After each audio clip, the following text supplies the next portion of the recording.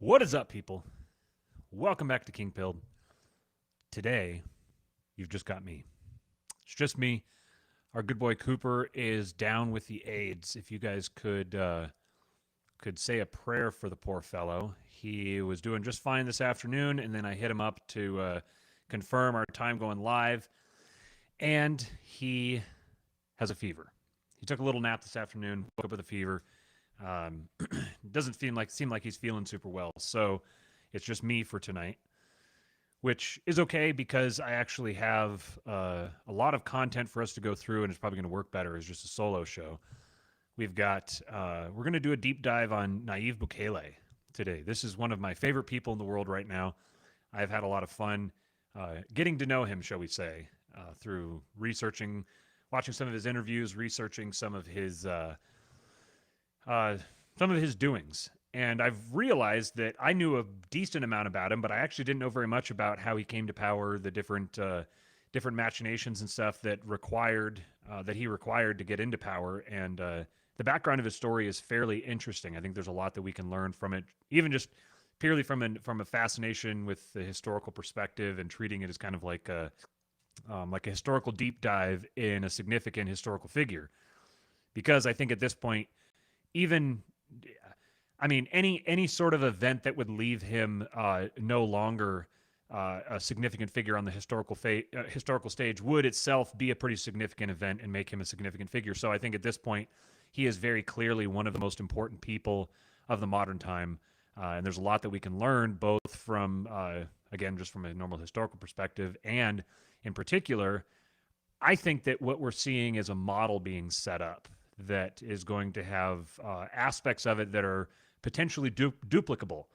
So if we start from that perspective, then there's something we can learn in terms of what to expect with the way things are going and how we can position ourselves to take advantage of that. We've obviously talked a lot here about the PayPal Mafia, and I've had a number of conversations recently with some other people talking about the PayPal Mafia. I went on Pete Quinones' show. If you're listening to Pete Quinones, you probably already heard it. If you're not, go check it out. It's on YouTube and all the podcatchers. Pete's a good guy, a great friend. It was good to get back and talk to him, and we've stayed in touch since then. We've been talking about some of these issues and how they're going to play out. So that's one. We also, Cooper and I both went on The Prudentialist on his stream. He was on here on the channel a couple weeks back, had a great conversation. We went on to his channel and we talked about the PayPal Mafia. And then we had Charles Haywood on the last episode here on the show. If you haven't watched or listened to that one, go back and listen to it. Another very good conversation. We touched on the PayPal Mafia a little bit. We talked to him a little bit afterwards as well. Kind of got his read on the situation. And then what was the other thing? Prudentialist, Pete, PayPal Mafia, Haywood. I think that was all. The one other thing I was going to say is our good friend 2-Bit Podcast is going to be hosting a PayPal Mafia Friend or Fed. The date now has just slipped my mind. Let me look it up here real quick. This is going to be the beginning of March, and I'm going to be there. I'm waiting to see if 2-Bit is listening along here and can just chime in with the time. At the very least, you guys can be on the lookout for it now that you know that it's coming.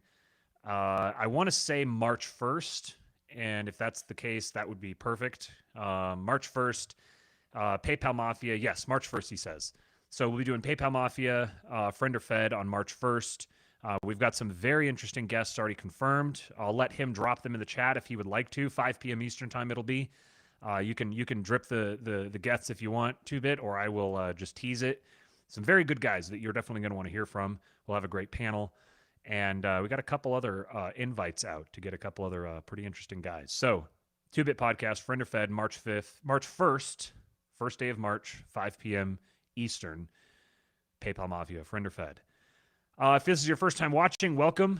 Please, we're streaming live on Twitter, on YouTube, and on Facebook. So if you're watching us on one of those, make sure you go follow us on the other platforms. On Twitter, we're at Real King Pilled. And then you can follow Cooper, too. He doesn't tweet at all, but at Cooper Brooks. And then we're also on all the different podcatchers that I know of, all the significant ones people use. You can catch the audio version of the podcast there. Today, we're going to do a video for part of it. I'm going to show you guys a speech that Bukele gave after his recent victory. And the speech is in Spanish. Obviously, he's giving it in El Salvador. And there's English captions on it. But for our audio listeners, I'm just going to read them along. It'll kind of disrupt the experience of watching the video. But if you want to watch the whole video without my voice talking over it, then you're welcome to go do that. Actually, I would highly recommend it. It's something, I think it's like a 25 or 30-minute speech. And pretty clearly just off the cuff. And this is, we'll get into it, but this is next level true statesman stuff. So I think that's a big deal. Like we haven't seen a true statesman like this in a very long time. What's up, everybody in the chat? Sanjeev Vinsmoke says, isn't he reelected? What makes him stand out? That's a very good question. There's a number of things that are going to make him stand out. Him getting reelected itself was something that stands out, as you guys will see as we get into it. Before I do that, though, I just happened to see, just before I went live here, I just happened to get this tweet that I wanted to share with you guys. So this will kind of relate. This sort of sets up the conversation we're going to have here. So let me share my screen. Shout out to Revenant on Twitter. I think we're mutuals. Are we? Yeah, we are. Revenant underscore MMXX, or what is that? 2020 in Roman numerals. Revenant underscore MMXX says, I won't give you guys the rest of the context. There's people talking about Bukele and everything, Milei, Javier Milei in Argentina. He says, so are we supposed to hate Milei now because he said some Zio cringe? That's like every politician. If I have to choose between standard Zio cringe and Zio cringe that shutters entire government agencies, then I'm choosing the latter. And to which, and this here, I put some of my thoughts into it already. So I'll just share those. A good friend 2-Bit Podcast said, I've said that Milei, Bukele, and a few others are part of the build a Caesar trend. All they have to do is succeed in one area or policy to start the political mimetic trend that will stack. So that's the first thing. Build a Caesar. Get this idea in your head, because it seems very clear this is what we're seeing. And even if it isn't necessarily an intentional thing, it works. Because all you have to do with each of these guys is they don't have to be full Caesar. They just have to demonstrate how to be Caesar on one particular issue. And then they serve as a model for that issue. And the more models like this we accumulate, the more each individual Caesar-like character will begin acting like Caesar across a range of domains. And if this is your first time watching and you don't understand why we want a Caesar, we've got a whole corpus of videos you can go back through. At this point, we're just using Caesar as a shorthand for an autocratic leader who steps in and does away with corruption and restores us back toward, at least directionally, toward some semblance of competent governance. So that's the first point. This was my thoughts on it. I said, I'm not exaggerating when I say I think this is the most important tweet that's ever been tweeted. Print it off and staple it to the insides of your eyelids. Specifically the phrase, if I have to choose between standard Zio cringe and Zio cringe that shutters entire government agencies, I'm choosing the latter. This is a thing that, it's funny, this was one of the observations that broke me away from the ANCAP libertarian mindset that I used to have. There's this tendency among lib-brained people like us who see a political choice. And they say, well, this political choice between these two options, this is a false choice. I don't like either of these options, and neither of these options is acceptable to me. So I'm going to choose option 3, which is abstaining from participating. Now, if you want to, whatever, voting, not voting, whatever, I don't care. If you're tweeting and especially if you have a following, if you've got a lot of people listening to you, if you're contributing to the conversation about political decision-making and political action and these sorts of things, you're involved in politics. If you're one of these anarchists who tweets constantly about how politics is stupid and we shouldn't be involved in politics and voting is dumb and all of this stuff, you're engaged in politics. The choice not to vote is a vote. So if you induce someone into not voting, you're participating in the election. Even if you're saying don't vote for any of them, you're still participating in the election and you're still making a choice, except you're allowing your choice to be controlled by the choices that are presented to you. Yes, it's a forced choice when you have this guy or this guy in like a standard two-party system. Yes, it's a forced choice. However, generally, one of these is clearly better than the other. And option 3 doesn't actually exist, because option 3 is supposed to be something like, well, if I abstain, then maybe enough people will abstain and we'll get none of them. But nobody ever makes the case as to why none of them would somehow be better. Like, you want to game that out for me? The fact of the matter is it's going to be one of them. So you can deal with the facts on the ground that exist in front of you right now and talk about the pros and cons of either one. Or you can abstain entirely, which is fine, but just don't deceive yourself into thinking that abstaining entirely is somehow transcending the choice. It's just the unspoken third choice that happens to be the least effective with respect to the political system itself. If you're going to abstain completely and you're just going to go like head down, I'm going to grind, I'm just going to start building stuff, I don't care what else is happening out there, I'm just going to take care of my family. Great, that's awesome. But as soon as you come in and you start talking about it, especially public, and especially if you have a large audience, you're now involved. So you can't be like be involved and not involved at the same time. You're signing up to be involved. That's just part of how politics works right now in this current age. If you post on Twitter about politics, you're participating in the political process.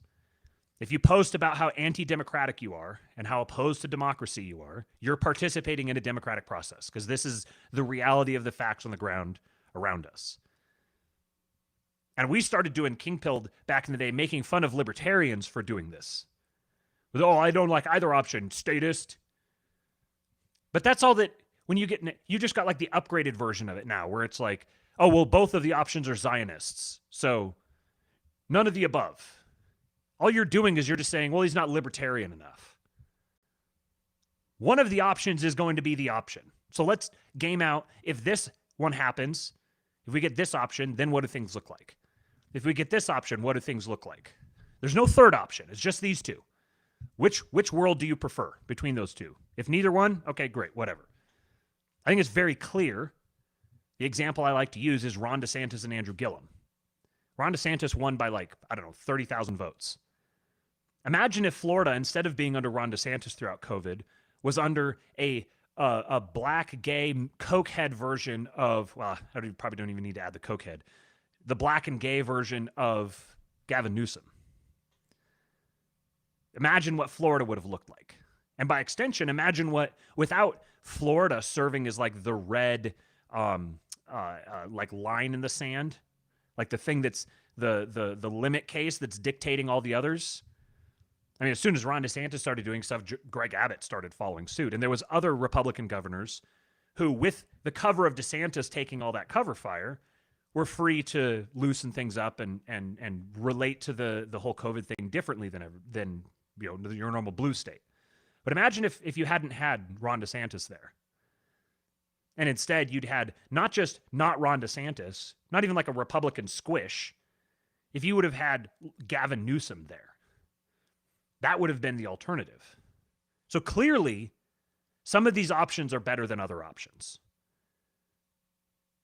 I said at this point, all variants of he's a Jew, he's black, he's a Zionist, he's a Pajit, etc., are just right-wing variants of he's not a real libertarian, but perhaps even more retarded given their typical source. This is coming from guys who should know better. This is coming from guys who should understand the reality of the political system. You should have some grasp of realpolitik and recognize just because a dude is a Zionist, just because he went and kissed the wall, I don't care what's inside his head. I don't care if he kissed the wall because he meant it or if he kissed the wall because he's going to bend the knee to Jews all of the time. I don't care. What I care about is what he actually does. In this case with Milei,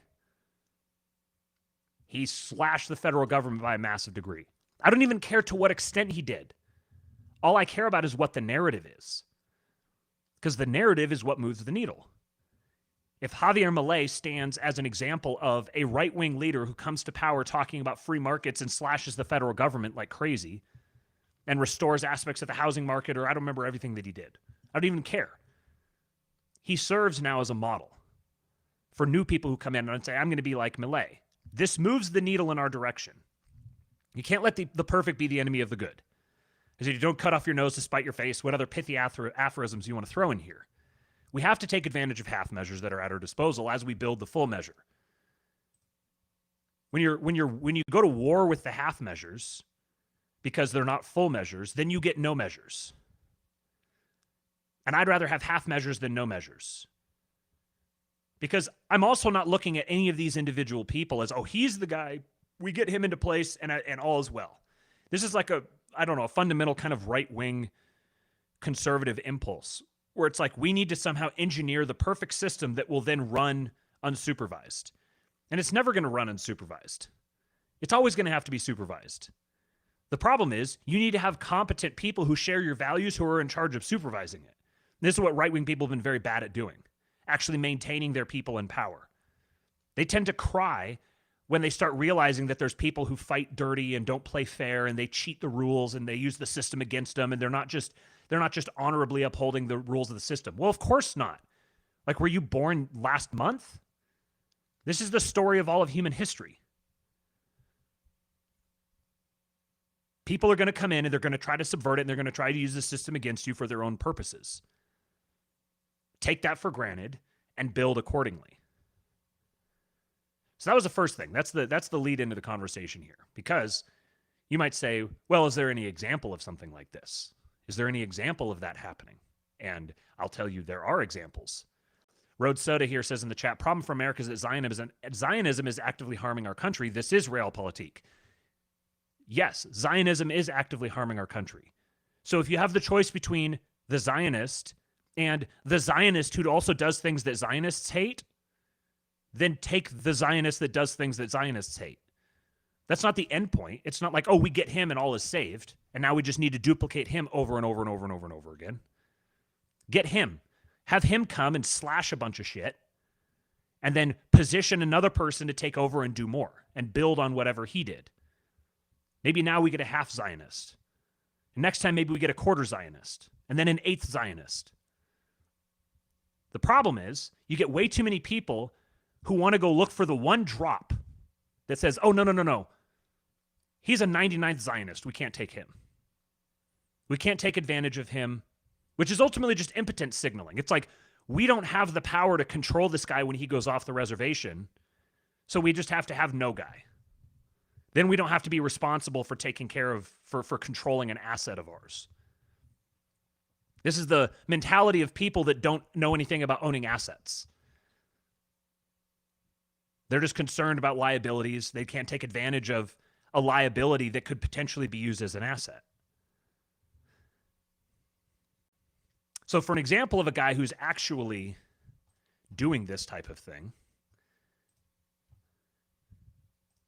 sharing the screen.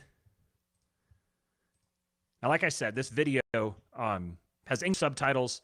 I'm going to have to read over it for the sake of the audio-only listeners. But I do recommend, whether you're watching this now, watching it later, listening to it later, go look up this video. He just posted it on his Twitter account. I'm sure if you search for it on YouTube, his speech celebrating his re-election, you'll get it. It's the one of him standing out on the National Palace balcony looking very dictatorial, very Caesarian. One thing that's interesting to see is the way he's dressed. Typically, when you see these types of speeches, you see it from a guy who decks himself out in like full like dictator regalia. There's some of him where he's wearing like a suit with a sash. He does speeches like that. But he doesn't come out dressed as like some military warlord, probably in part because he's sending a message enough as it is. That would be even more of a message. But it's also because that's not the angle he's taking. He's not coming at this like we're going to militarily overthrow the reigning colonial powers and establish a military dictatorship to rule our people. That's not how he's framing it. He's beating people at their own game. But we'll get into that more. I want to share I think it's probably going to be around 10 minutes of this video, and we'll be able to just kind of let it go through most of the way. I'm not going to play the whole thing, obviously, because then I have something that I want to read you guys that will go into more detail about some of the stuff he talks about in here. And there's a couple things in here that I want to highlight as well. So I'm going to try to play around with the volume a little bit just so you guys can hear over me, and because it's kind of a loud video. It's a Central American crowd. They if you've ever watched a soccer match, they know how to make noise. So let's get started here. Oh, and it's sped up because I want to make sure it doesn't take us the full 10 minutes to get through it. So this is at 1.5x. If that sucks for you guys, I'm sorry. You can slow down. if you're listening to this on 2x later, you can just slow it down. No, YouTube, I'm not going to insert ads right now. So yeah, so that's why it sounds a little funny.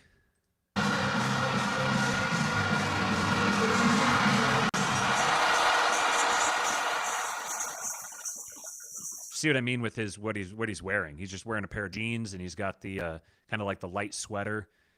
He basically looks kind of like a VC bro, which I mean is probably pretty appropriate.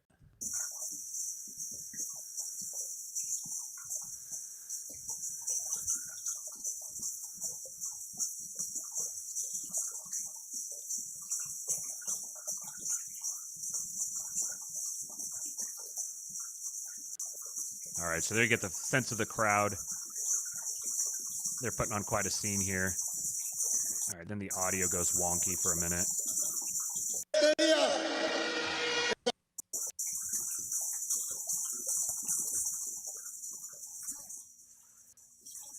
Thank you, El Salvador.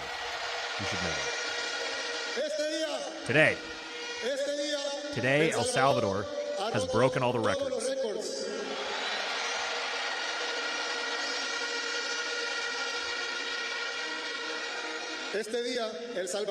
Today, El Salvador has broken all the records of all the democracies in the history of the world. Notice as we go through here the way he talks about democracy, because that's one of the things I want to highlight. We're seeing a trend in the way that democracy is being used. It's being reframed. You might say, as Nick Land might say, it's being re-territorialized.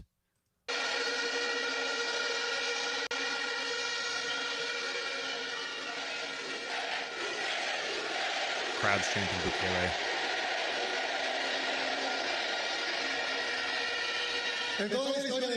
In the history of the world, since the dawn of democracy, no political project had ever won by the number of votes that we won with today. There's like 87% of votes. It's literally the greatest landslide in history.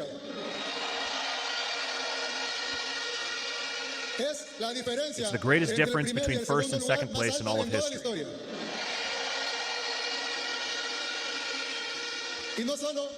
And we haven't just won the presidency for the second time, more on that in a minute, receiving over 85% of the votes. We've also won the Legislative Assembly, taking 58 out of 60 seats.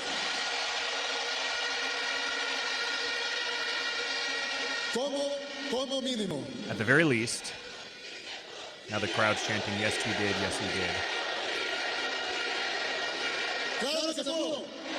Of course we did it.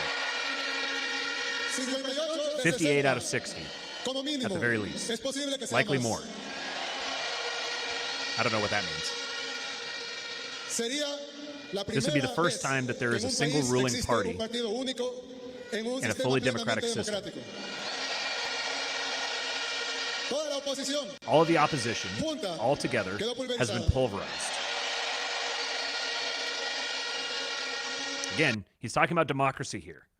So he's talking very seriously about what democracy is. This is a massive accomplishment in the history of democracy. It's a two-party system being completely dominated and ruled by a single party, and the opposition being completely pulverized. This is democracy. El Salvador has made history again today. In 2019, we overcame the two-party system that had kept us subjugated, and we turned the page. We ended the post-war period. But it wasn't easy to govern. Remember how we had to fight with the Legislative Assembly then? They wouldn't let us do anything good for the people. More on that. In 2021, you gave us not just a simple majority, which they said would be impossible. You voted in a two-thirds majority in the Legislative Assembly. We're going to go through these details more later. And then we were able, the Salvadorian people and their elected representatives were able to remove the previous constitutional court, remove the previous attorney general, and pass the measures that we needed for the territorial control plan. More on that later. And then in March of 2022, they passed the state of exception. More on that later. Some say Some of those people who don't live in our country, who have never visited El Salvador, not even to make a connection at the airport, they say that Salvadorans are oppressed. They say that Salvadorans don't like the state of exception. The Salvadorans live in fear of their government. And I want to tell the journalists who are here with us tonight, here in total freedom and security, here in the safest country in the entire Western Hemisphere,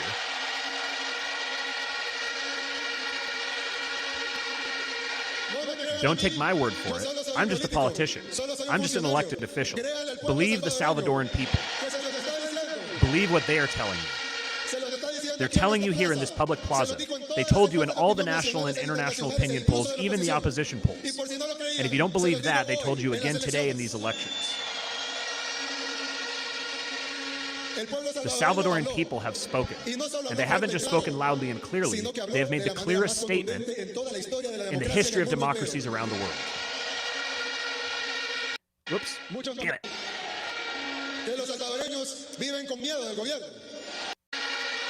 Notice who he's directing this at. He's talking to the journalists. He'll mention it here in a little bit again. The journalists, the NGOs, the representative of these Western non-governmental organizations, bureaucracies. Those are the people he's directing his message to, which is sending a signal both to them directly and to his people. These are your enemies. These are the people who we're fighting against. And again, this is all couched in the language of democracy. This is democracy at work. This is the message that he's sending. I kind of jumped us around here. I was trying to pause it, so we might have to listen to something again.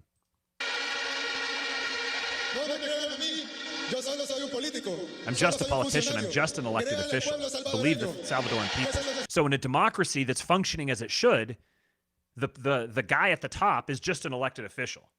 He's just a politician. The people are the real voice. I'm just a vehicle for the people.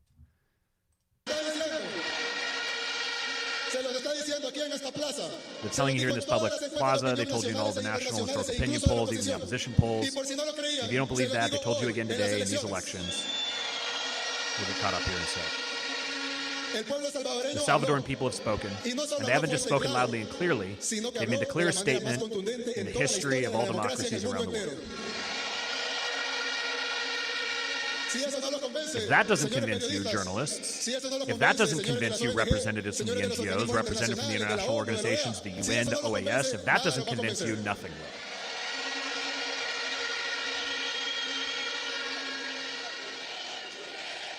Chanting Bukele again. Big thumbs up. The Salvadoran people have spoken. And what did they say today? The Salvadoran people have said that they want to stay the course. I was talking to a Spanish journalist, and my greetings to all the good Spaniards out there, very Trumpian. I was talking to a Spanish journalist from a news outlet, Lo País. The Spanish journalist asked, "Why do you want to dismantle democracy?" I answered, "What democracy are you referring to?" Democracy means the power of the people. Demos and kratos. That's where the word democracy comes from. Demos and kratos. Demos means people, and kratos means power. It's the power of the people. Here's the reframing. And if this is what the Salvadoran people want, why should a Spanish journalist come and tell us what Salvadorans can and can't do? What democracy is he talking about? He's talking about the democracy that his bosses in Spain want. But that's not democracy. That's colonialism, imperialism, elitism, plutocracy. Call it whatever you want, but that's not democracy. Because democracy is when Salvadorans decide as Salvadorans how we want to govern ourselves. As Salvadorans, we choose our own path.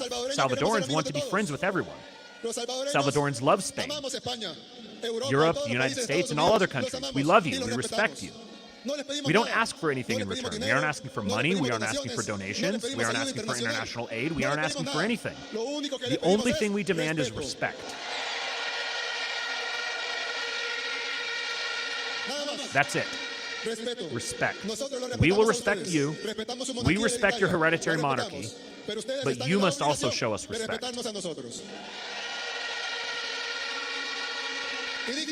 And I referred to my Spanish friend just to cite one example, but this goes for all the countries in the world. El Salvador wants to trade with everyone. El Salvador wants everyone to come and visit. El Salvador is throwing its doors open wide for citizens from all the countries in the world. We want you to visit, to get to know us. We want to be your friends, your allies, your partners. But what we will not accept is to be your servants. Damn. And it's not just the fact that this is our right. It is also, we already tried your recipes for 50 years, and they never worked. The civil war in El Salvador, which officially left over 85,000 Salvadorans dead and displaced over 1.5 million people, was sponsored by two separate powers, and he goes on to talk about the Soviet Union and the U.S. not wanting to fight each other on their own territory, so choosing instead to use places like El Salvador to fight their war. So we got through about half of the speech there, and he continues on. There's more really good stuff. Trey 50 Daniel says, this speech should be studied by every political analyst in America. Yes. But here's the interesting thing. Why is he able to do this? Why is he getting away with this? Why is he not being color revolutioned? Yet, at least. Why is he not being subverted? Why is he allowed to give the finger to the United States so publicly and so politely without facing consequences? I mean, the usual characters in the media are clutching their pearls about human rights violations, and they have been for 5 years. Just wait until I get into like the actual stuff that he's been doing. How is he possibly getting away with this? You would think we've got this almighty, powerful imperial government with the most powerful intelligence communities of all time, and yet somehow he's being permitted to go along and do all this. Now, the skeptics and the cynics, the haters and losers, they'll say, oh, well, because he's an op. He's trying to bait us. They're trying to lure us in. They're playing us for suckers. But we're not going to be suckered. We're the smart ones. We know that if something looks good, it's never good. All we can look at it, everything we see is just bad, evil, corrupt, awful, terrible. That's the only thing that exists. This is goonikery. These people are goonics. I don't care if he's our guy. I don't care if he is literally listening to the most based political consultant of all time, and this is a magic plan to install, I don't know, whatever you want, a private monarchy or whatever I don't care if it's actually that. What I care is what this signals, the narrative that's being laid out here.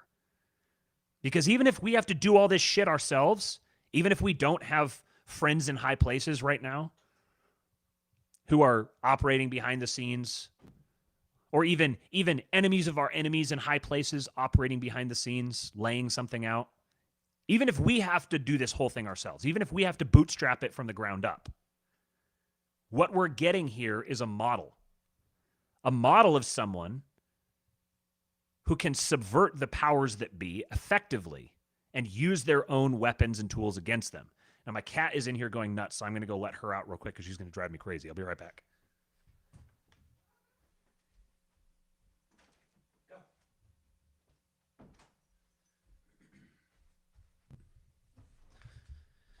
All right. So, just you guys, if you guys don't know the story of all of this, you guys are in for an absolute treat. So this piece here, Bukele's War for Peace. We stole the title for this one for our show today.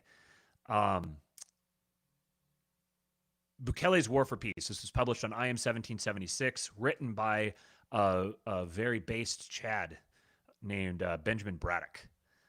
So Bukele's War for Peace. I'm just gonna read this whole thing to you guys. Like I don't care. This is amazing. This is absolutely phenomenal. We're gonna draw a little bit on a couple of these points. I'm gonna flesh out a little bit of it from just from Wikipedia, because even just the publicly available stuff in Wikipedia is fantastic. So I'm just gonna read through this now. Bukele's War for Peace by Benjamin Braddock, written February 7, 2024. I mean, this is Kino. This is straight Kino right here. Look at this guy. Helicopters in the background. Looking clean. Just looks like a VC bro who just showed up. How El Salvador fought the gangs and won. 2019. El Salvador's new president, Nayib Bukele, faces a staggering challenge. In office barely a month, his country is in international headlines again. For decades, El Salvador had never made international headlines because of good news. This time was no different. A Salvadoran mother and father had drowned in the Rio Grande attempting to cross into the United States. Immigration activists in the U.S. were using the tragedy to accuse the Trump administration of endangering migrants by pacing the number of asylum seekers being processed at the border. Instead of going along with blaming the U.S. or suggesting that perhaps the U.S. government should send them more aid, as a typical developing world politician would do, the young president had taken the responsibility squarely on his own shoulders. This was 5 years ago. He would have been 37, 38 at the time. Quote, "We can speak blame to any other country, but what about our blame? I mean, what country did they flee? Did they flee the United States? They fled El Salvador. They fled our country. It is our fault. We haven't been able to provide anything. Not a decent job, not a decent school." So think about this in terms of all the people who want to complain about the existing system. Oh, the Zionists, the women, the blacks, the Pajeets, the gays. I'm not defending them. I'm saying if they suck so bad, if they're so evil, which I agree they are, then that reflects on us. We're the ones who allowed them to get into the positions of power that they're in. It's our responsibility that they remain in that space. We're the ones. We take the responsibility on ourselves, and that's what suddenly enables us to actually do something about it. This is a really basic, like, personal self-growth hack. This is like what your average business coach or life coach or whatever would tell you, because it's true. If you're outsourcing your locus of control, if you're saying, "Oh, it's other people, it's on them," then you have to wait on them to change something before you're going to improve your station. But if you say it's my fault, everything is my fault, no matter what. Jason Stapleton's story, Winners Win, is perfect here. Just look it up if you don't know what it is. Winners win. It's my fault. I'm the one who's responsible for it. And this is a power move, because when you say I'm the one who's responsible for it, that means I'm the one who gets to fix it. It's going to be fixed on my terms. I'm going to decide that. And it turns out this is very compelling rhetorical political framing for a poor, impoverished, crime-ridden country that desperately wants to restore some type of glory to themselves. What was interesting about Bukele's statement was that he could have credibly blamed the U.S. government for his own country's dysfunction. The Carter administration, the Reagan administration, and the Bush Sr. administration all bore enormous responsibility for the bloody civil war that had dragged on from 1979 to 1992. Many tens of thousands were killed. Others were tortured or disappeared. Over 1 million fled the country. Even today, over 20% of El Salvador's population lives abroad, mostly in the United States. It was in this diaspora that the gangs were born. There's an interesting little 5-minute interview that Bukele did with Tucker Carlson, I think it was 3 years ago, and they talked about immigration. This is when Tucker was still at Fox. And the way he approached it was very interesting. Well, I was curious to see what his English was like, because I found an English-speaking interview. I didn't really care what it was about. And he speaks English. He's got an accent, but he sounds like he grew up in the U.S. And when they talked about immigration, he said, this is actually bad for both of us. This is bad for your country, and it's bad for my country too, because people are leaving my country. And the people who are leaving, they're leaving to go make this dangerous journey and negotiate with gangs and navigate and sneak across the border. They're going to do all this stuff. This is dangerous. You could legitimately die or be injured or raped or whatever. So the people who are going to do this, by definition, are bold, risk-taking people, which are the types of people that you want in your country, working for your country to improve infrastructure and innovate and build within your country. So he said, this is a bad thing. No successful country, this was what he said. He said, no successful country is a net exporter of people. Because these people, they leave, they go, they get a job in the U.S., and then they send remittances back to their family. But that's not an economy that we can scale. We can't be so dependent on this. We need these people to stay here. We need to give them a reason to stay here. What are they fleeing? They're fleeing crime and lack of economic opportunity. So these are the things that he says we need to build here. We need to eliminate the crime, and we need to build economic opportunity. So it's like take away the stick and provide the carrot. The typical kid who wound up in a street gang was not irredeemably evil or sociopathic from an early age. More often, they were shy and awkward. Many were deeply traumatized, first by witnessing the atrocities of war at a young age, then by being uprooted from El Salvador and transplanted to the strange multi-ethnic concrete jungles of the U.S. Many had also spent years separated from their parents, and with their parents typically working long hours just to get by, there was very little time that could be spent with them once they were back together. This was in the generation of Americans that came to be known as latchkey children, dubbed that because as the first generation to have significant percentage of working mothers, they often came home from school to an empty house. As we've talked about, this is a characteristic thing about Gen X. This phenomenon was sharply intensified for the Salvadoran refugees who came here in utter poverty and only had marginal low-paying jobs available to them. The public schools in LA were essentially ghetto daycares, but without having the good sense to segregate by ethnicity. The Salvadoran kids were picked on and beaten up in the schools relentlessly by the Mexicans and the blacks, both of which already had their own ethnic gangs. There was little recourse but to seek safety in numbers. Joining a gang was a way to manage conflict. I'm reminded of Michael Malice's commentary on public schools and prisons being basically indistinguishable from another. And it's funny, Amy and I were driving across some smaller town in Texas, and we saw this big building. We were like, what is that? We were like, it kind of looks like a jail. I wonder if it's the jail. And we drove around to the front. It was a middle school. So even in Texas, you still like the architecture. You can't distinguish the jail from the middle school unless you literally see the sign.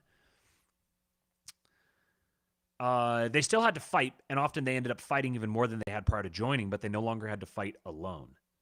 Before they were the MS-13 street gang, they were the Mara Salvatrucha Stoners, a group of Salvadoran youth in 1970s Los Angeles who would hang out to smoke marijuana and listen to heavy metal.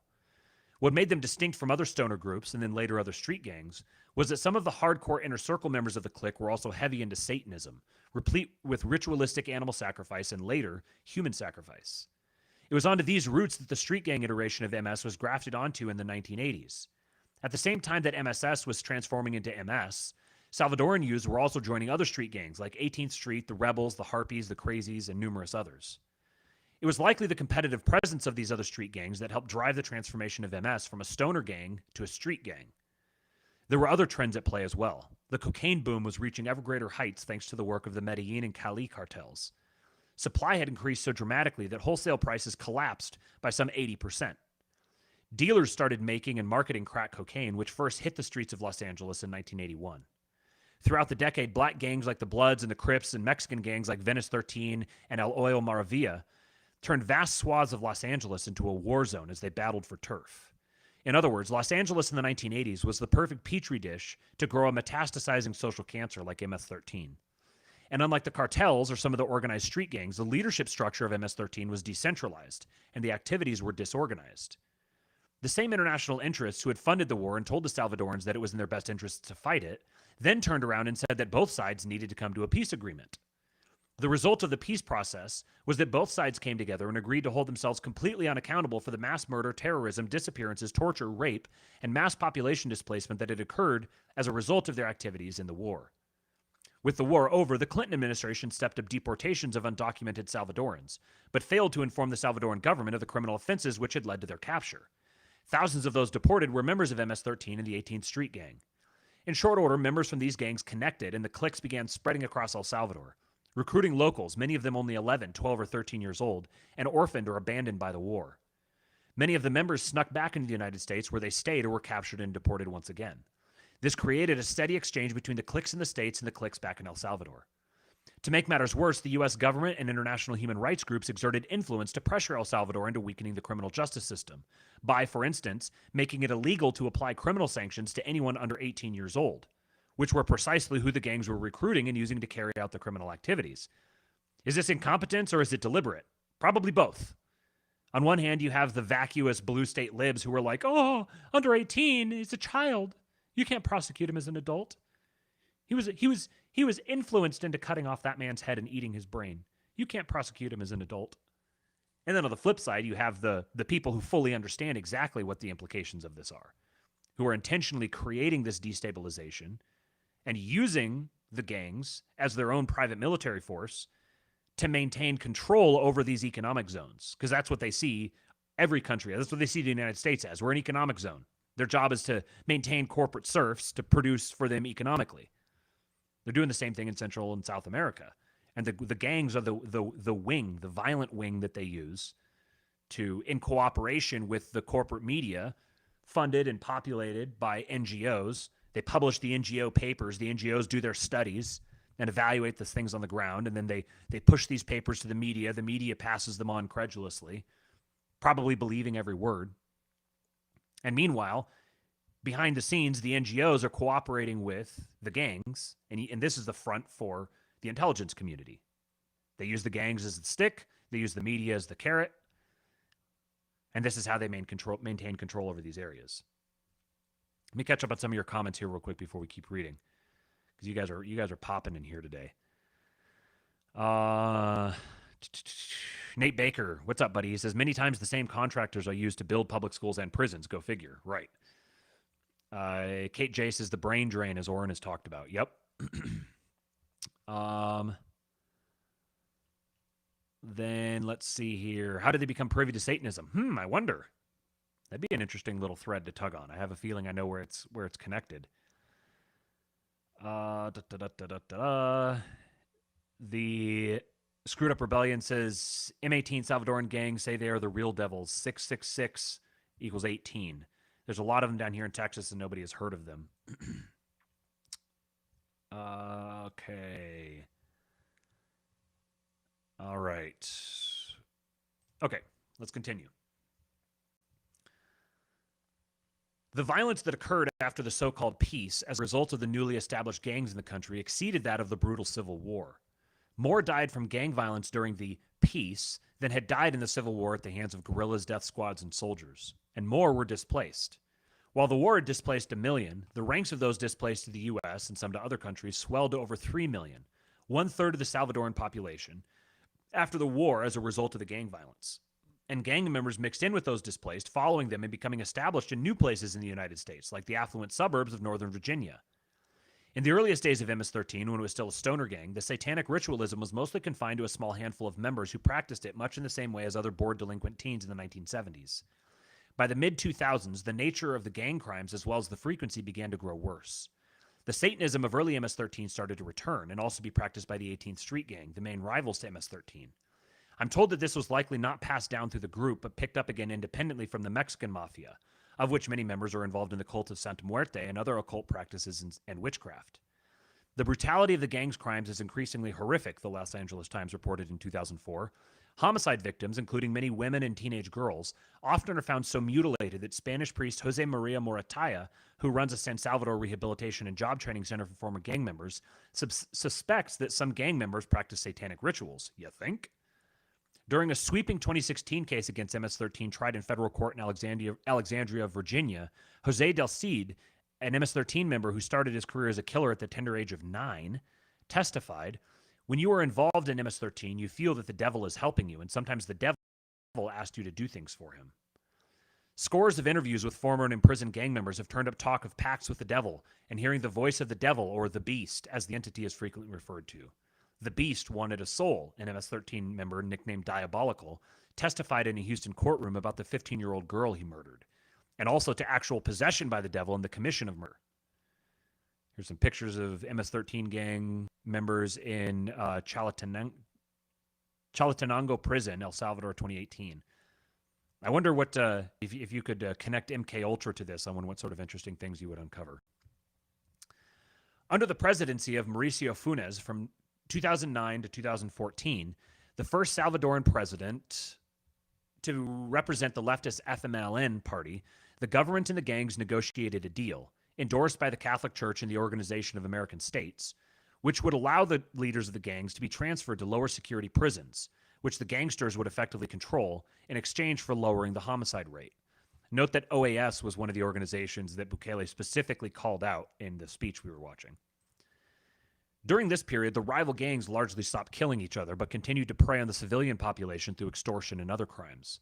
The peace agreement merely allowed the gangs space to consolidate and strengthen. The lower security prisons were worse than a joke. They were an offense to normal people. Strippers and Pollo Campero were brought in for the bosses. The next president, Salvador Sanchez Serén, also of FMLN, and a former guerrilla himself, allegedly paid MS-13 $250,000 for votes in the 2014 presidential election, which he won by just 6,634 votes. By the end of Funes' term, and before Sanchez was even sworn in, the truce had broken down. By 2015, El Salvador had the highest homicide rate in the world.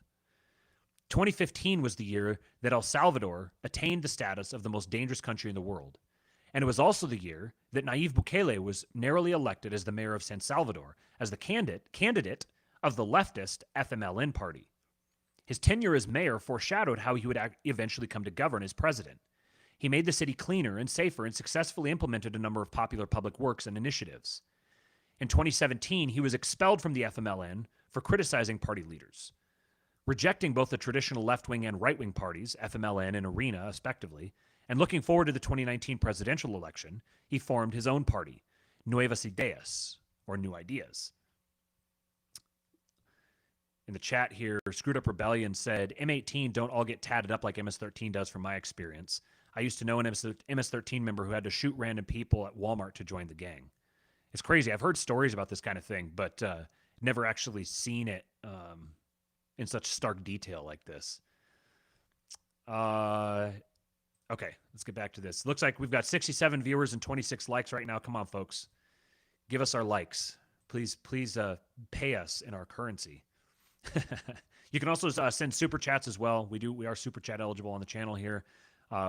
Loving all the new subscribers we're getting lately. Every time I look, there's a whole bunch of new ones. So if you'd like to send a super chat, we'll read that off, and you can help support this effort and help us to continue to grow the show. Leading up to the 2019 presidential election, Bukele was already polling higher than any of the other potential presidential candidates. The old parties, FMLN and Arena, teamed up to block his participation in the election. The Supreme Electoral Tribunal, the nation's highest election authority, ruled that, despite meeting the conditions to register in time for the next election, Nuevas Ideas would not be allowed to compete in elections until after the presidential election was concluded. Interesting. You've got the existing parties cooperating to freeze out the popular candidate, the candidate that everybody likes, the up-and-comer, the outsider. He's getting frozen out through electoral manipulation. In order to run for president, Bukele had to run as the candidate of another party. The center-left Cambio Democrático, Democratic Change Party, was the most logical choice, as Bukele had ran for mayor as the FMLN candidate, but in alliance with Cambio Democrático. But in the evening of July 25th, 2018, just hours before the deadline for candidates to register themselves for the election, the Supreme Electoral Tribunal secretly met and decided to cancel Cambio Democrático's eligibility to participate in the election. They also decided to wait until the next day to announce it when it would be too late for Bukele to change his party affiliation. Bukele got wind of the secret meeting and what was being plotted around 9 or 10 p.m. He immediately and secretly withdrew his affiliation from Cambio Democrático, and with less than an hour to go before the midnight deadline, he officially affiliated himself with Ghana, a small center-right party. He outwitted them. The following day, the Supreme Electoral Tribunal announced that Cambio Democrático's participation in the presidential election was canceled, and with it, Nayib Bukele's bid for the presidency. After the court's press announcement, Bukele made his own announcement. He had switched parties and was in fact very much an active and eligible candidate for the presidency. He had outmaneuvered the anti-democratic forces which had conspired to prevent the citizens of El Salvador from being able to vote for him. Democracy was saved. He stood in the election and won outright in the first round, taking 53% of the total vote, more than all of his opponents combined. President Bukele was sworn into office on June 1st, 2019.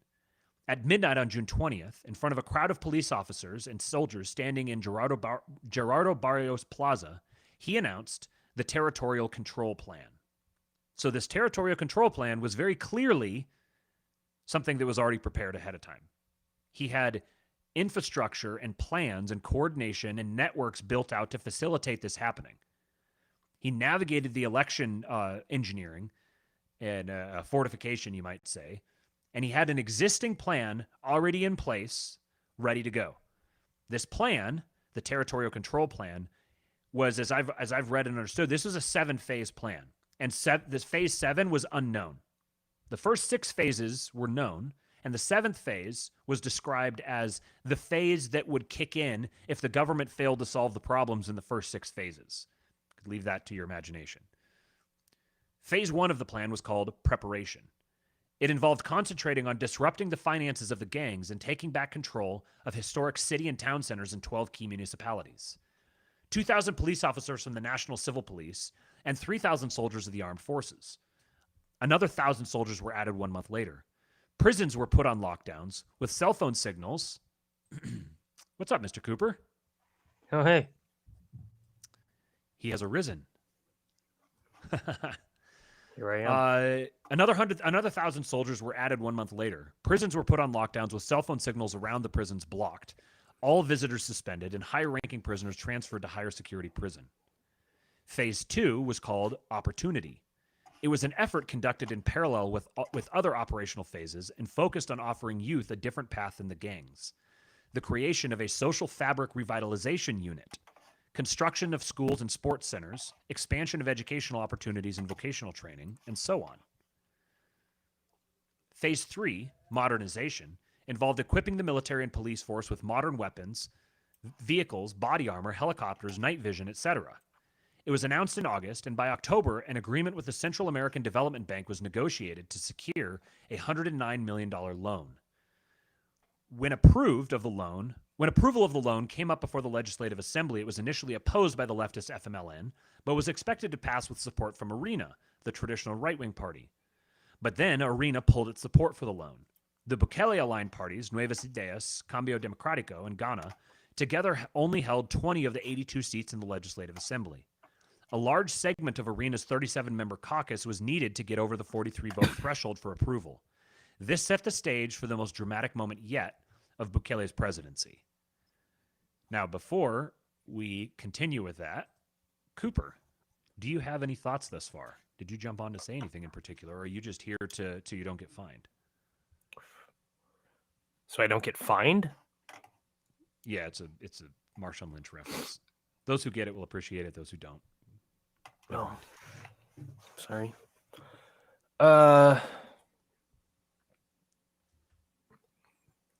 I did have something I was going to say earlier, like a half an hour ago when I was listening to something you were talking about. It's gone at this point. I'm operating at like 37%, my usual brain capacity. All right, then we'll continue. I just wanted to see the people. I'm just here for the people. He's a man of the people. I'm a man of the people. I'm here for you guys. Well, this means now you can make it a little easier on me because I can just focus on reading and you can track the chat. And if yes, there's I can there field that the to chat. Highlight, you can let me know. Indeed. We're going to read a little bit more here, and then we're going to pull away and cover a little bit of background separately on Wikipedia, and then we'll come back. On Thursday, February 6th, President Bukele invoked Article 167 of El Salvador's Constitution to convene an extraordinary session of the Legislative Assembly. Article 167, that's how many articles they have in their Constitution. The next day, he then called on the citizens to join him at the Legislative Assembly.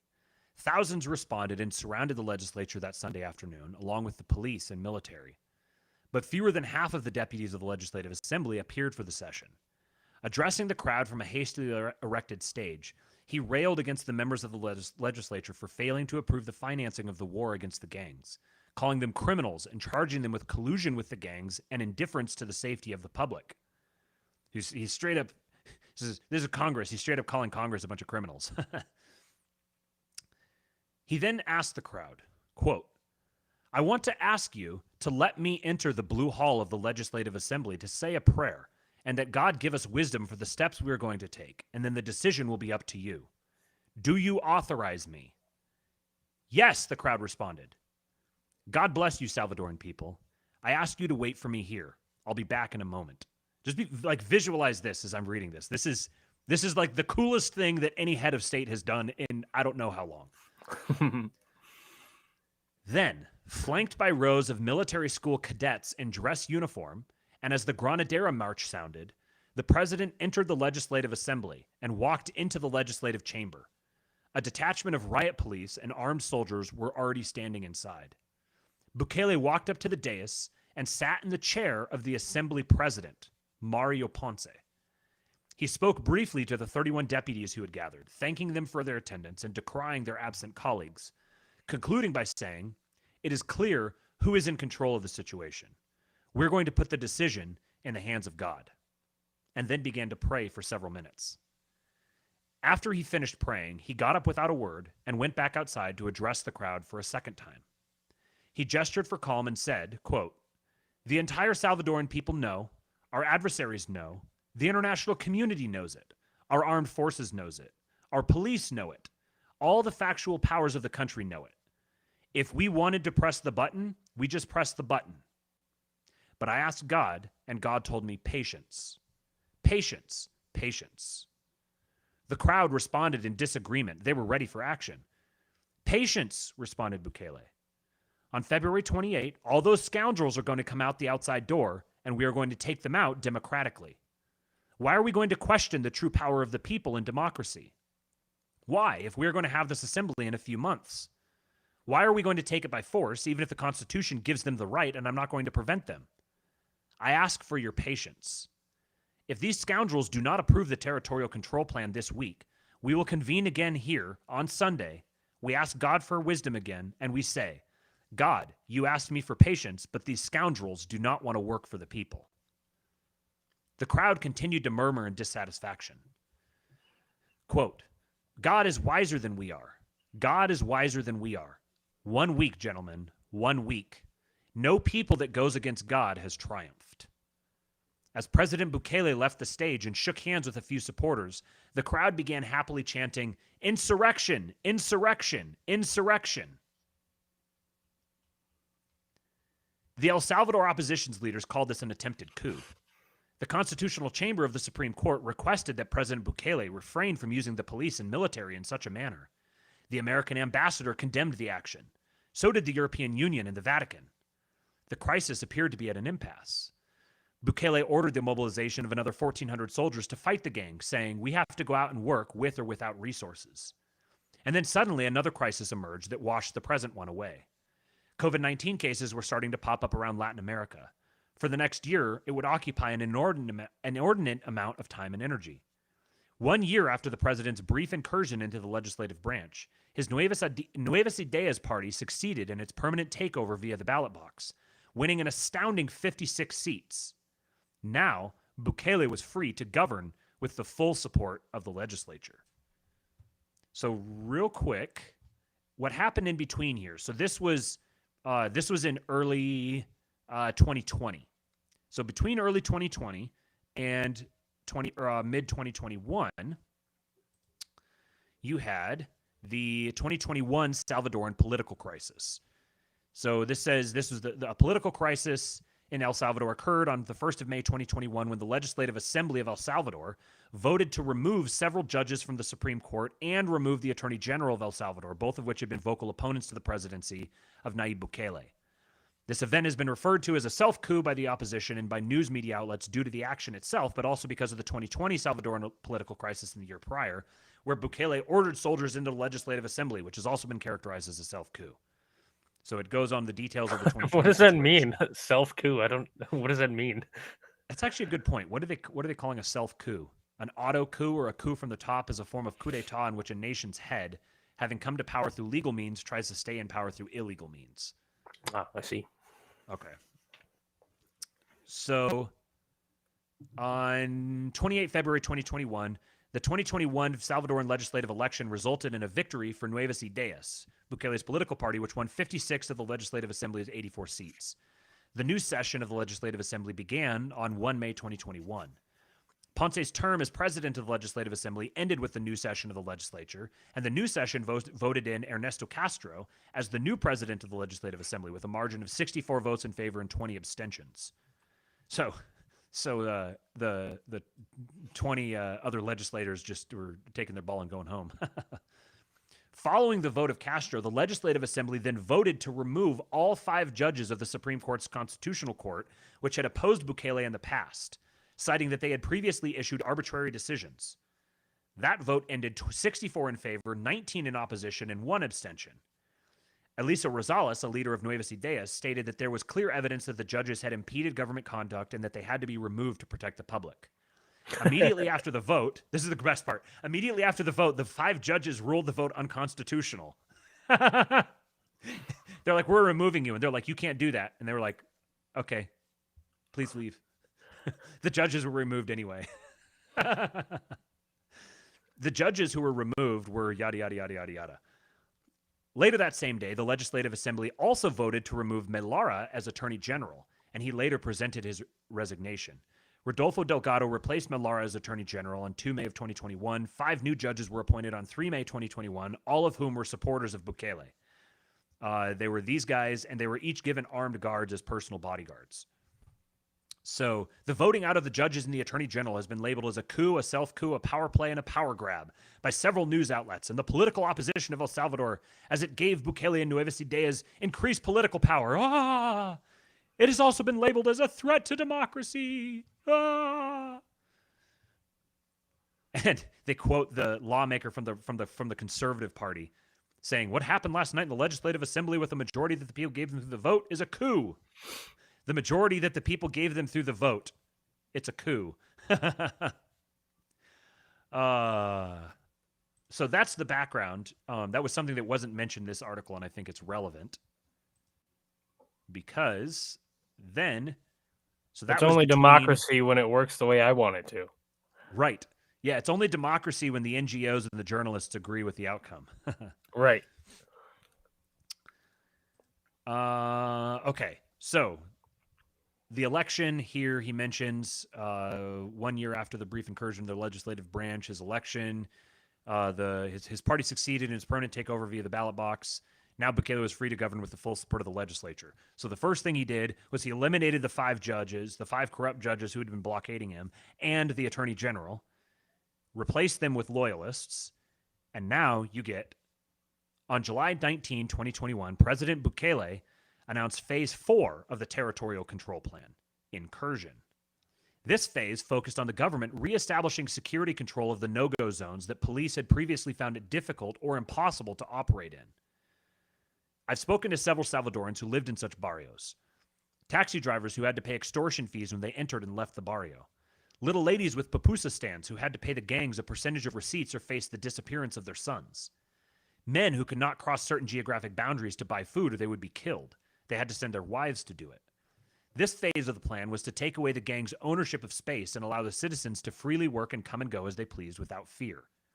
As part of this phase, a new goal was announced to double the size of the armed forces from 20,000 to 40,000 troops. The operations to claim the barrios had put the gang members in a defensive posture. For months, the homicide rate had been extraordinarily low as gang members were forced into hiding. But on March 26, 2022, the gangs went on a killing spree, targeting street vendors, bus passengers, and grocery shoppers. It was El Salvador's bloodiest day since the Civil War. The gangs intended to send a message to the government. I believe I read that it was something like 62 people were murdered that day. I was told by a high-level source that there was great anxiety all throughout the war on the gangs that this would happen. It's why one of the first steps that had been taken was to secure and move the high-ranking gang leaders in prison, out of concern that after the crackdowns began, one of them would be able to get a message to the outside that would give the order for the gangs to begin carrying out mass casualty attacks on soft targets in an effort to intimidate the public and the government into submission. Pablo Escobar pioneered this tactic in Colombia, but he certainly wasn't the last gangster to use it. In the parts of Latin America riddled with organized crime, nearly everyone in society is a hostage and a human shield. And remember, what we were talking about at the beginning, that this is the way that you had the carrot and you had the stick. So the stick was the gangs. The gangs were essentially the security force being used by international governments and NGOs to maintain control over the region.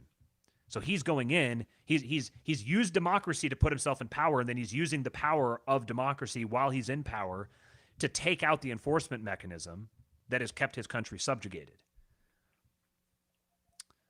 The reaction by the government was swift and resolute.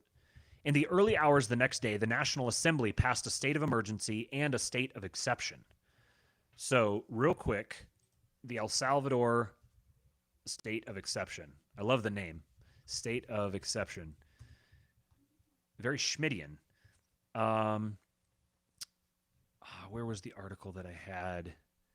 Well, this is the U.S. Embassy's 2022 El Salvador Human Rights Report. That's not going to be useful. The state of exception, I'm trying to remember all the details with it. I read about it, and I don't remember where I read about it, but essentially suspended civil liberties, including due process. This is reading from the Carnegie Endowment for International Peace. This move was supposed to bring security to a country that has long suffered extreme homicide rates caused by street gangs engaged in protracted conflicts and oppressive extortion rackets. But over the past year, Bukele's government has arrested over 65,000 people, 1 in 6 of whom the police forces themselves estimate are innocent. International organizations have reported on wide-scale human rights abuses in the prison, including overcrowding and deaths. At the same time, Bukele, the self-proclaimed world's coolest dictator, has turned his eye to civil society organizations and the media, framing them as defenders of gangs. Last month, the country's leading independent news outlet relocated its operations to Costa Rica, stating that it is currently too dangerous to have its headquarters in El Salvador. Yet one aspect of El Salvador's democratic backsliding under the state of exception has so far received less attention: its harmful impact on women. Amid the ongoing crackdown, gender-based violence and gendered vulnerabilities have become a form of collateral damage. So this gives you an idea. Like, These listen to people are what's actually evil, man. happening and listen to the way it's being framed, and you can connect those dots. This is where the gender, LGBTQ, ESG, all these different things are corporate weapons being used to maintain the status quo in these countries outside the U.S. Yeah, you know what's better, Matt? We should just continue allowing gang members to just rape people. That's what we should allow, because, you know, some women might get hurt when the crackdown comes, and we can't accept that. So we'll just let them keep getting raped, because getting raped is better than getting bonked on the head or something, you know? Right? Yeah. Or getting arrested and then released when it turns out that you're because this is what happened. There was people, they went door to door collecting people. I think you might get into it later in here, but they went door to door just arresting people, anyone who was suspected of being associated with the gangs. And then there were some people who were investigated and then cleared and released again. Which is actually, honestly, it's pretty remarkable that 5 out of 6 people who they arrested were not affiliated with the gangs by the numbers being given by this gay NGO. Question: how many people are in El Salvador? What's like the population? That's a good question. Let's see. Because 65,000 people. I'm trying to like. As of 2021, 6.3 million. Okay. So basically, like 0.06%, or no, 1% of the population. Yeah. That's a lot of people. It's a lot of people, but and at the same time, it's also like it's a lot of people when you're talking about gang members. Like, it's a lot of gang members to have in your society. At the same time, on the scale of like the way this is framed to the public consuming audience is, like half the population has been subjugated and put into prison. And it's 65,000 people. Yeah, I'm like, oh no, it's crowded in there, and human rights violate. Like, dude, the rights, the quote human rights of gang members doesn't mean a whole lot to me compared to like the human rights of the women and children that they're raping. You know, he actually in the speech we were listening to at the beginning, if we went further in it, he said, "You guys complain about human rights," and he's like, "Whose rights have we violated? Is it the criminals, the gang members, the murderers, the rapists? Why are you more concerned about their rights than the human rights of the people who they were preying on?" He did an even better way, because he knows how to use words. Okay, so most murders in a single day since the Civil War. The reaction by the government was swift and resolute. In the early hours of the next day, the National Assembly passed a state of emergency and a state of exception. The gangs had treated the public as hostages. Now the president began treating their imprisoned homeboys similarly. Meal rations were cut. Mattresses and clothes were taken away. The inmates now only wore underwear and slept on concrete. The president vowed that if there were any more waves of gang violence, that the imprisoned gang members would not be fed a single grain of rice. This was met with howls of disapproval by international NGOs like Human Rights Watch, the Inter-American Commission on Human Rights, Amnesty International, and the United Nations, to which the president responded, "They can take their gang members if they want. We'll give them all of them." Over the next, of course, nobody came collecting. right. Every single one of those organizations needs to figuratively be burned to the ground. In Minecraft. Right. It's funny that they're like, "Oh, there's human rights violations. These people are being abused." And he's like, "Okay, come take them. Come treat them well. Don't subjugate them to my abuse. Why don't you take them and you care for them?" And they're like, "Oh, no. Over the next few months, the war against the gangs intensified. Tens of thousands of gang members were arrested, more than the prisons could reasonably hold. In July of 2022, Bukele announced the construction of the largest prison in Latin America, CCOT, or the Center for the Confinement of Terrorism, with a capacity for 40,000 inmates. In November 2022, Phase 5 of the territorial control plan was announced, extraction. Police and soldiers began encircling communities where gang members were suspected of hiding and conducting house-by-house searches until every single person was checked. In February 2023, the opening of CCOT was accompanied with the publication of videos showing prisoner transfers there. And this was the point at which he really kind of started getting on people's radar. Because this is when, if you remember the videos, very well-produced videos with drone footage and everything, of all these guys in their underwear being marched nuts to butts, and like they're in like a gigantic arena or something like that, and they all sitting nuts to butts lined up all the way across the floor. He took all these gangsters and stripped them down to their skivvies and just marched them around and massively publicly humiliated them. Flexing videos, yeah. Nice. I like it. This is crazy. It's cringe to think that like a couple of years ago, I would have been like squealing about this. Yeah. Human rights. Oh, dictator. Yeah. Now it's like, yeah. Authoritarianism. Can I have some of that? Yeah. It's crazy as I was reading through this and I realized, okay, that's the point at which he really got on my radar. That's when I was like, oh, wait a second, wow, this guy's like marching gang members around. Even then I was like, yeah, I'm sure that a lot of those people maybe aren't gang members. There's probably some poor sap that got caught up in there and he's like, oh, fuck, I'm fucked. Because now he's like locked in with the gang members and the gang members are like, bro, you're not one of us. And it's like, yeah, I am. He is now. He's got to become right. one. Yeah. But, like, I don't know. Consider it service to the younger generations that, you had to spend a couple weeks with gang members wrongfully. Mm-hmm. It was crazy to me, though, to realize, like, that all of the stuff we've read about, all the stuff that was all those goings on, never out. Like, you would have had to be following the news really closely to pick up on that and track with what was happening down there. Nobody's paying attention to El Salvador. Nobody cares. Which is interesting because he's doing all of this, and you would think there would be a gigantic hue and cry that this would be like front news on CNN. Everybody, like, they would be wanting to mobilize their operations to take this guy out. But for whatever reason, he's not getting taken out. So what this tells me is, well, number one, he's eliminated their enforcement mechanism. But even to get to the point of eliminating the enforcement mechanism, he has very powerful friends. This territorial control plan didn't come from nowhere. This wasn't just like some guy who's a mayor and he's like, I want to be president someday. Let me come up with the way I'm going to take these guys out. If this was the case, if this is all something he bootstrapped himself, he's the most remarkable human being in the history of the planet. Like he's a superhuman. This is very clearly something that would require massive coordination and a massive network and resources and protection. There's somebody who's looking out for him and ensuring that the usual suspects are kept at bay. Ryan Isaac says, he's joking, but rather 99 men be unfairly imprisoned than one go free. But that reminded me of, there is that saying, I don't know who said, was it Voltaire? One of those like Enlightenment guys was like, better that 99 criminals go free than one innocent man be imprisoned. And I remember learning that or hearing that in high school and that being kind of lauded as like a, an aspiration. Mm-hmm. That's so insane. Uh-huh. Imagine a society built around those premises. Yeah.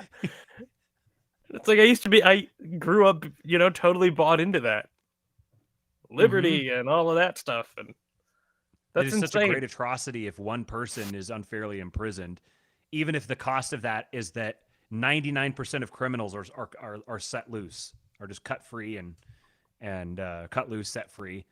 And I mean, if 100% of criminals were imprisoned, and then like, I don't know, even 20% of people in prison were innocent, is that a reasonable cost? That 100% of criminals are locked up, Mm-hmm. I don't know. John Brown says, isn't that from the line of thinking from the Bible? It would be like there is stuff to that notion in the Bible, but also the Bible isn't laying out a prescription for how a society is supposed to be governed. Abe Lincoln? Is that who it is? Is that who said that? Maybe. That's what I don't know. Dr. Crispy's saying. Or maybe he just said Abe Lincoln for no reason. Even just, but like if you just look at it from a practical perspective, if you use that sentiment, like better that 99 guilty men go free than one innocent man be falsely persecuted, that's an exhortation to not falsely persecute an innocent men. That's not an exhortation to release 99 guilty men. But it can be taken that way. Is that from the Bible? I don't recall that, but I don't think that specifically is in the Bible. I know that there is Benjamin Franklin. Okay, there's different verses that speak to that. Josh is saying it was Benjamin Franklin. That seems to check out. Someone saying Tolstoy. Tolstoy, that seems like something he would say because he's kind of a fag. Yeah, but like these kinds of pithy aphorisms are not meant to be to become like the basis for the governance of a society. You can't have the premise be, well, we have to avoid imprisoning innocent people, so we're just going to have a real light hand and just let the criminals run amok. That's an egregious abuse of that sentiment. Yeah. Cicero? I think people are just making stuff up now. Yeah, you're getting trolled. Yeah, it's just like maybe it was my uncle or. Okay, where were we here? Okay, from the United States and over the internet, it seemed as if the atmosphere in El Salvador was authoritarian and tense. I had to experience it for myself. I flew down for a week in March of 2023, but instead of the neo-fascist police state I'd been Sodom and Gomorrah, is that what he's referencing? Genesis chapter 18. Oh, maybe. Yeah. I flew down for a week in March 2023, but instead of the neo-fascist police state I'd been told by the media to expect, there was instead an air of peace and freedom. I could wander around the poor roads of San Salvador on foot and drive along remote rural roads at night with no threat of danger. It was not just how I was received. I'm fully aware that gringos in Latin America are often treated differently than the locals. I observed and talked to many of the locals. They were able to go out in the plazas and to the soccer fields and enjoy themselves for the first time in decades. For some, it was the first time in their life that they'd experienced such peace. There was a noticeable police presence in the poorer areas of San Salvador, but they were not rough with the locals as I had witnessed previously in Colombia and Brazil. They were well professionalized. I returned home impressed. I went to El Salvador in 2003, I think, and I spent like 3 weeks there. And at the time, we had to have a police escort whenever our bus went anywhere. Same thing in Guatemala when I was there in 2005, I think. Everywhere we went, we got the same like police escort. I was there with my high school. We were doing a concert tour, and we had a police presence that escorted us everywhere that we went, all throughout. And then anywhere we stayed was always in like secured facilities and stuff. So like within San Salvador itself, there was some nice areas. There was some skyscrapers and everything. But right now, our subdeacon and his wife are in El Salvador, and they sent us back a message and said that that it's peaceful, beautiful, upscale, modernizing. That it's great. In August, I was taken on a helicopter tour of the countryside, and as Seacot came into view, my first impression was not of a prison, but of a monastery. A place where the chaos and noise of the outside world is shut out and the voice of God can be heard. The harsh crackdown was necessary to provide a fire break, an absolute halt to the violence which was feeding a downward spiral that sucked many into a life of crime. Now that there's finally peace, the work of healing and building can proceed. The gang members themselves are freer than ever before. Free from being trapped in lives of crime, free from drugs and alcohol, free from the threat of violence at the hands of rivals or their own gangs. I'm told by several missionaries that there is a surge in former gang members becoming born-again Christians, and the prison society is becoming gradually transformed from within into genuine spiritual fraternities. For the kids who would otherwise be growing up in an environment that pressured them into joining the gangs, that pressure is gone, and tremendous energy is going into empowering the youth of the nation to live good, decent lives. The national homicide rate is now on par with Luxembourg. El Salvador is the safest country in the Western Hemisphere. Safer than the United States, safer than my own county, which has a homicide rate that is 4 times worse. Businesses no longer have the tax of extortion by the gangs. They're free to expand. Workers no longer have to pay extortion fees either, so there's more money for them to invest in their families and enterprises. The psychic relief is incalculable. The security dividend is rapidly transforming the country. I traveled to El Salvador again in August and then again in November. Though mere months had passed between trips, there were clear improvements upon each visit. New public works and parks, new shops and restaurants, and a renewed sense of pride and joyfulness among the people. In November, I visited the new National Library in the historic section of San Salvador, a gift of the People's Republic of China. It is a magnificent building that is open 24/7, 365. Volunteers are there to work with children, and there are special sections for those with special needs and disabilities. The books themselves are well curated. The great books of the Western tradition are all there. It's a palace of learning and culture, open and accessible to all. Catty corner from the library, there's a new public plaza under construction, which will feature a carousel and street cafes. On the plywood walls encasing the construction site is the motto of the Ministry of Public Works, quote, "There is enough money when no one steals," which references the new target of President Bukele's war on crime, corruption. A new prison is being built on the model of CCOT, but named CCOC, Center for the Confinement of Corruption. It is a place to send those who offer or take bribes. Several former presidents are either in jail for corruption or have fled from Salvadoran authorities. One would think that such a rapid transformation would be met with relief and praise in all corners of Western society. But the media, the political class, and many NGOs have all responded to the Salvadoran miracle with varying degrees of hostility, claiming that Salvadoran democracy is in danger. They had little to say, however, when the TSE tried to block Bukele from running the first time. Mm-hmm. The reason the Western powers hate Bukele is that he shows that an alternative model of governance, one where the common good is the main priority, is far superior than the post-liberal plutocratic systems we find ourselves in today. But there's little they can do about it. Millions of Salvadorians are still in the United States, though many are starting to repatriate themselves home, and they universally adore Bukele. Any overt actions taken by the U.S. government against Bukele would assuredly lead to paralyzing mass protests. Bukele is also supported strongly by key Republican officials in Congress who oversee the U.S. State Department. Bukele's position is entirely different from that of a Lukashenko or Yanukovych. Many of Bukele's international admirers have claimed that he has shown that it is easy to fix the key problems of our societies. I disagree. What President Bukele did was simple, yes, put the bad guys in jail, but it was not easy. It took enormous will, courage, and dogged perseverance to accomplish what he did. It also took no small amount of charisma and some trickery as well, as in the case where he had to outmaneuver his enemies to appear on the ballot. And he did it at the reins of a country whose population had experienced over 4 decades of turmoil. At every turn, the population was there to back him up. It is the most religious population on earth, dominated by evangelicals, mostly Pentecostals, and they responded strongly to his message of carrying out a holy war against the satanic gangs. Even if we had a Bukele, it is questionable whether our weak, watered-down, secular, first-world societies would stick with him and back him the way Salvadorans have consistently done with Bukele, returning him to office this Sunday with nearly 90% of the vote.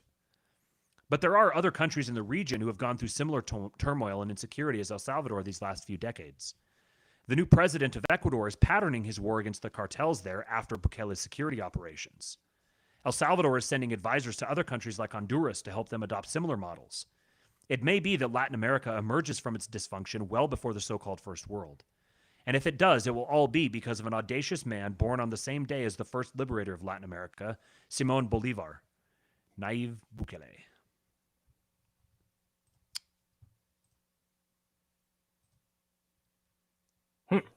Yes, Screwed Up Rebellion. The paper is IM1776. It's im1776.com/L-Salvador-history. It should be short and easy enough for you to remember. Or you can just go to im1776.com, and it's their foremost article there right now. So it's very interesting looking at part of some of the stuff we've been talking about, the PayPal mafia, this kind of rising counter elite with a big Silicon Valley emphasis, is there's a big overlap with crypto, obviously. And this is a big part of Bukele's thing. It didn't even get into it. The Bitcoin city. They're starting a Bitcoin city, and they're doing it at the base of a volcano using the geothermal energy to power the city. This is one of their creative ways of getting around the fact that, as he mentions in his speech, he says we're not a rich nation. We're not a country with a ton of natural resources. We don't have a ton of energy. You know, we're just a small, poor nation, but we're building with what we have. We've talked before about Prospera, the thing going on in Honduras, free private city, got close ties to people in the Peter Thiel orbit. So that's going on in Honduras.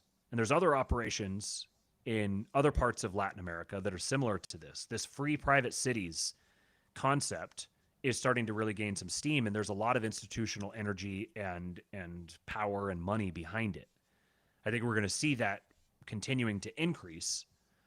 There's a project that we're working on that I think we're going to do a full episode talking about it in detail, but it's related to this idea of free cities and a potential idea that we could implement in the United States. President Trump has even suggested it before, and we want to flesh that out in more detail. It's a project that we're working on in the King Pill Discord.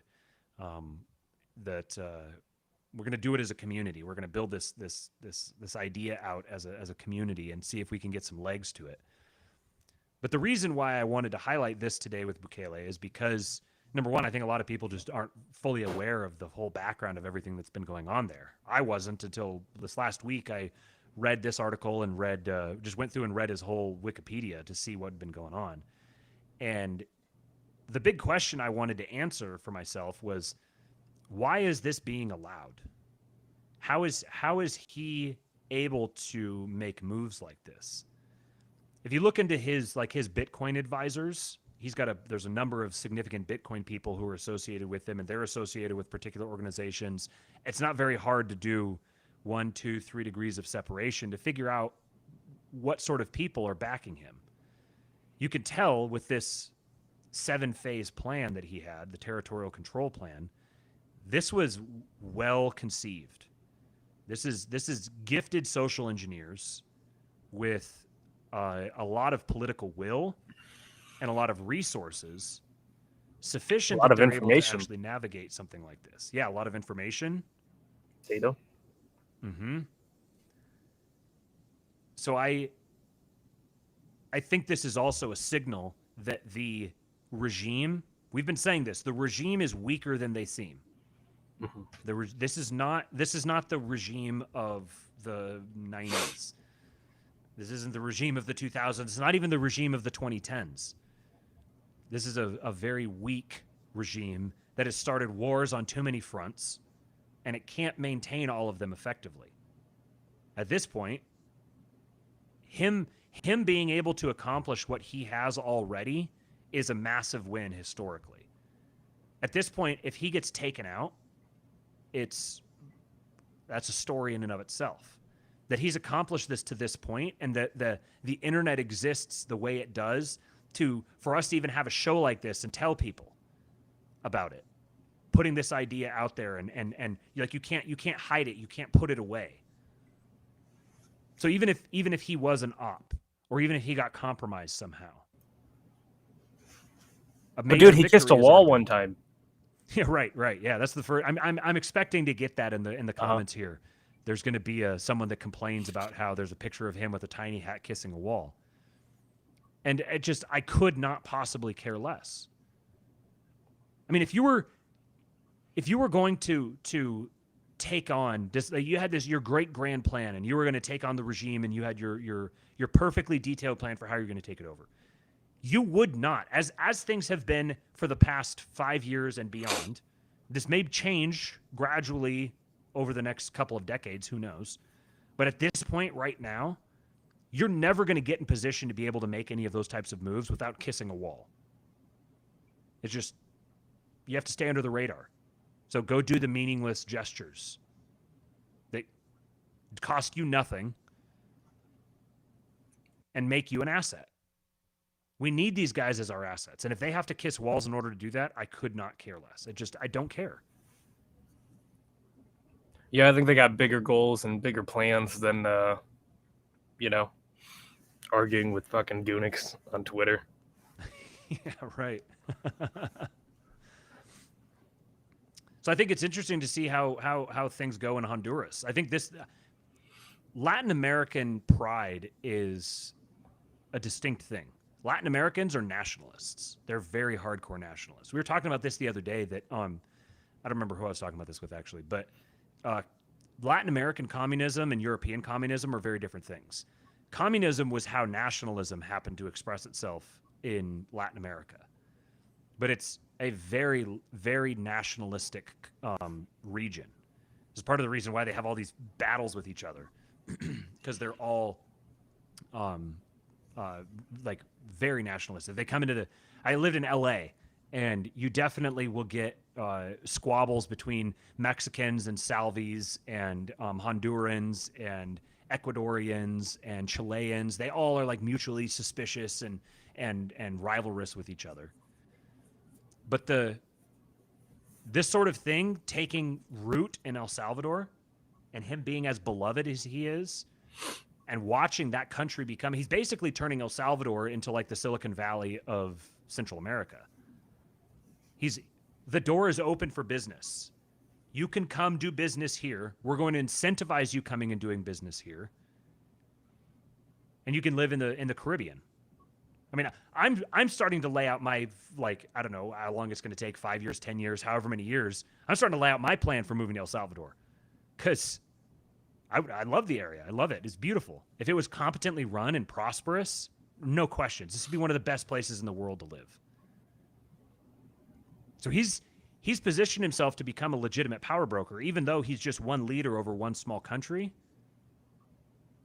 It would not be at all difficult to form a Central or South or like Latin American coalition of countries that are operating similarly. Watching things like Malay coming up, who definitely, I prefer Bukele to Malay, but you're starting to see this Build a Caesar thing that we were talking about. It's popping up here, popping up there. But Bukele is the one who has gone the furthest. He's accomplished the most. And I think he's serving now as a model, both for other Latin American countries, for other countries around the world. The free cities, free private cities organizations, Charter Cities Institute. I think there's a Free Private Cities Foundation or something like that. There's a number of them. They're working in like in the Levant area. They're working in I think I saw one that was in like UAE. There's a bunch over there in like the Middle East. There's some in Southeast Asia. There's I think there's one in Africa somewhere.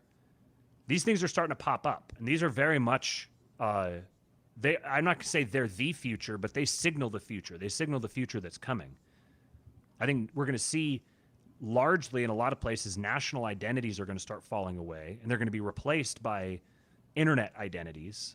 You're going to be identified with your internet community more than you are with your actual place of birth.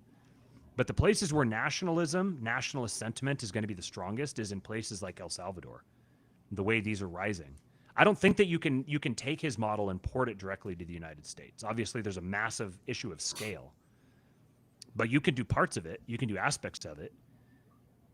And it seems like piecing together the Project 2025, Silicon Valley, Hillsdale, Claremont, with what they're talking about, piecing that together with what he's doing and the people who are obviously behind him and working with him, he seems like he's kind of a dry run for what the ultimate upshot of something here in the United States could be. It's the scale matters here. You wouldn't be able to do things the way he did, but we might be seeing governors might be able to. Yeah, definitely. Governors definitely could. And if you had some sort of thing where you wind up with states seceding or territories seceding or whatever, then there's a model out there now for how you can ratchet down and maintain control over your territory while making yourself beloved to your people. This idea of democracy, like really leaning into democracy as like a source for autocratic leadership, autocratic populist leadership, I think I'm seeing this not just with him, he's like the most distilled version, but Vivek has been talking like this. There's a number of right-wing congressmen who have been talking kind of along these lines, and I think we're seeing a signal. It's kind of like a political rhetorical judo move, where instead of doing the democracy, gay, communism, liberalism, whatever, like that's not productive. Politically, rhetorically, that's not productive. But saying, no, we're the ones who believe in democracy. We're going to redefine democracy. You guys have completely deterritorialized it. You've turned it into this like nonsense, meaningless thing that's just a euphemism for like plutocracy. This is what democracy is. Democracy is when someone who the people love is voted dictator and then wields the power of a dictator on behalf of the people to clear out all the crime and corruption and incentivize growth and a dependence, reliance, focus on God. This is what democracy is. So if we need the autists have to dial it down, because the autists are their instinct is going to be, oh no, democracy's gay. Someone's making an entrance. What do you have? What is it? I got Mommy's phone. You stole Mommy's phone? Hi, buddy. Uncle Cooper says, hey, buddy. What do you want to say to Uncle Cooper? Uncle Cooper. Did you get shot? Hi, Eastwood. All right, love you, bub. You going to bed? Okay. I love you, big guy. Have a good sleep. Peter, out of here. Yeah, Pete, you got to get out. Out, Pete. Clear the dog out. All right, go on, guys. Out, Peter. Eastwood's abusing the dog on the way out. I choose you, big guy. Oh. All right, what were we saying? Oh, democracy. So, yeah, there's a way that you can make democracy based, rhetorically speaking, and I think that it's time for us to do our part in contributing to that effort. Counter signaling democracy. If these are the types of moves these guys are going to make, then counter signaling democracy is counterproductive. No, actually, democracy is good. Democracy is necessary. We must have democracy. We must have the appropriate type of democracy. We must have the democracy that leads to the election of a guy who can rule as dictator and start righting the wrongs, go to war with the other elites. Anyways, that was about all I had. That's my kind of democracy. Mm-hmm. You guys could vote for me. I'll fix all your problems. Vote for Cooper. He's going to take a nap. And wake up with a fever. But the memes will be good. Mm-hmm. I just got water leaking out of my face. It's pissing me off. Ugh.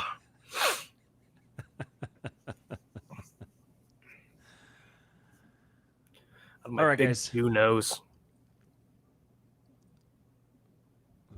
Whose nose is Jewier? Oh, definitely mine. Yeah, it looks like yours definitely is. Yep. You should see my brother's. My brother's got a big old honker. Oh, yeah. Meep, meep. Yeah. Well, I should be on the voice chat and Discord here later this evening. Subscribestar.com/kingpilled will get you access there. For now, it's only $10. We'll get you in, get you access to everything. We've got some. I know we keep saying this, but it's actually true. We have got some plans in the works. Conversation today about some of the plans that we have. It's taken longer than we expected because we actually had to start making some other moves in the background to set up the moves that we want to make. But if you guys join now, you'll get automatic access in with grandfathered into everything else. Once we roll the additional features and experiences and I don't know, other benefits of being a part of the King Pilled supporting listeners group. We've got some cool projects to be rolling out over the next year or so. It's going to be cool. We're putting our money where our mouth is, literally. We're not just exhorting you guys to do stuff that we wouldn't do. We want to provide you guys some avenues to do some of these things. Welcome to the King Pilled Screwed Up Rebellion, new channel member. We appreciate you, sir. Assuming you're sir, ma'am, whatever you are, we appreciate you. Oh, I think there was a super chat that I missed, wasn't there?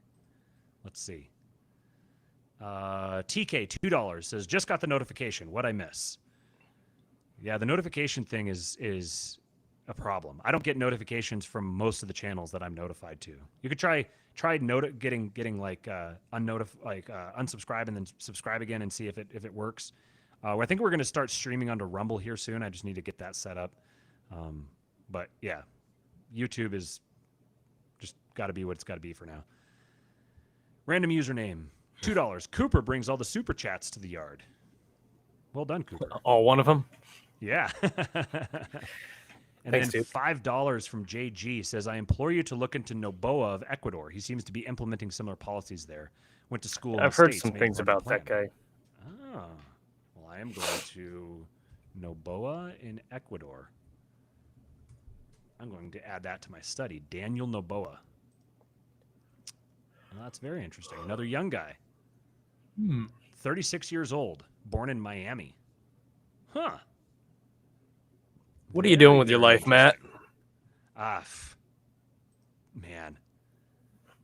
Okay, chat. Is Matt freezing up for you too, or is he just freezing up for me?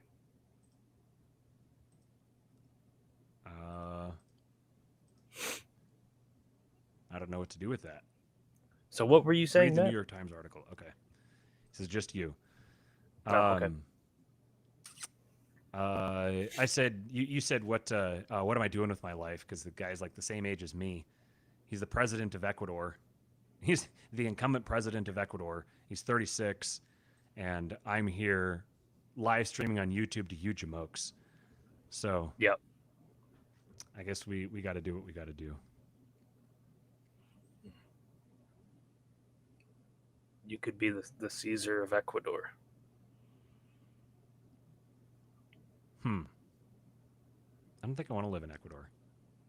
Oh, well, okay. Kate says it. You froze too. Oh. Okay, so it's not just me. Ah. Do you feel vindicated? I do, because Kyle's trying to gaslight me. And so is Ryan. Speaking of people from the King Pill Discord, Kyle and Ryan are both. We've got. Fix my audio. Am I too loud again? I am genuinely proud of the group that we're putting together in there. We've got some really, really good people, really smart guys. We keep winding up with programmers somehow. I don't know why that is. We've got a bunch of programmers in there. So if you're a programmer, then you probably want to sign up just because you could be with your people. But it's growing fast. We've got some good people in there. We have a lot of really interesting conversations. The memes are glorious. Matt Greider says, you have to talk of democracy to a population that is indoctrinated into thinking democracy is supreme and the only valid type of government. Exactly. It's just I mean, honestly, when you put it that way, it's kind of obvious. It's like, there's no point in counter signaling and trying to overcome all of the hurdles you'd have to overcome with that. Just figure out what you want and figure out how to frame it to people in their own terms. This is why I say a lot of the right-wing political people need to take some sales classes and go work some sales jobs for a while. Figure out how sales and marketing works, and then come back and start talking about how to sell and market the product that is your ideal political moves or systems or whatever. Hey, buddy. Back on my tablet. Huh? Back on my tablet. You got jammies on? Yeah. Okay. For a few minutes.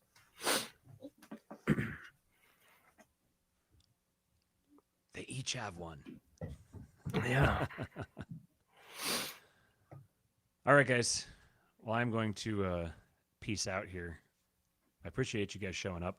I'm going to live. bed. I think I'm going to take tomorrow off, Matt. You should. That sounds You good. should take tomorrow. I don't want to go to work tomorrow. Mm-hmm. I think I'll do that. Good call. Okay.